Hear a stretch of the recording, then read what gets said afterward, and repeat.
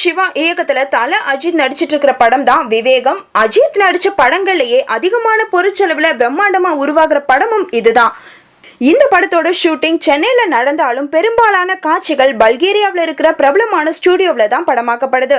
இதுவரைக்கும் விவேகம் படத்தோட 2 வேற போஸ்டரை ரிலீஸ் பண்ணி அஜித் ஃபேன்ஸ்க்கு விவேகம் படக்குழு ட்ரீட் கொடுத்திருக்காங்க.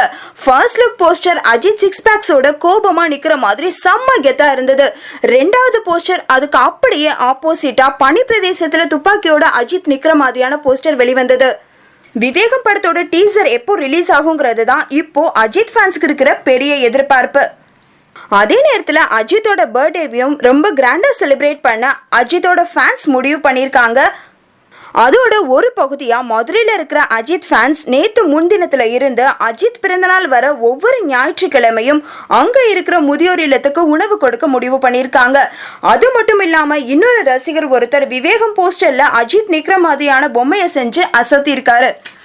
அஜித் பர்த்டேவான மே 1ஆம் தேதி அவரோட ரசிகர்களுக்கு மெகா சர்ப்ரைஸ் கொடுக்கறதுக்கு விவேகம் படக்குழு முடிவு பண்ணியிருக்கிறதா சொல்லப்படுது. விவேகம் படத்துல அஜித்துக்கு ஜோடியா காஜல் அகர்வால் நடிக்கிறாங்க. விவேக் ஓப்ராய் வில்லனாவும் அக்ஷரா ஹாசன் லீட் ரோலையும் நடிக்கிறாங்க.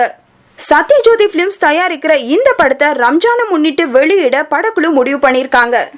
அதுக்கு முன்னாடி அஜித்தோட பர்த்டே அன்னைக்கே விவேகம் படத்தோட டீசரையும் ரிலீஸ் பண்ணலான்னு படக்குழு டிஸ்கஸ் பண்ணிட்டு இருக்காங்களாம்.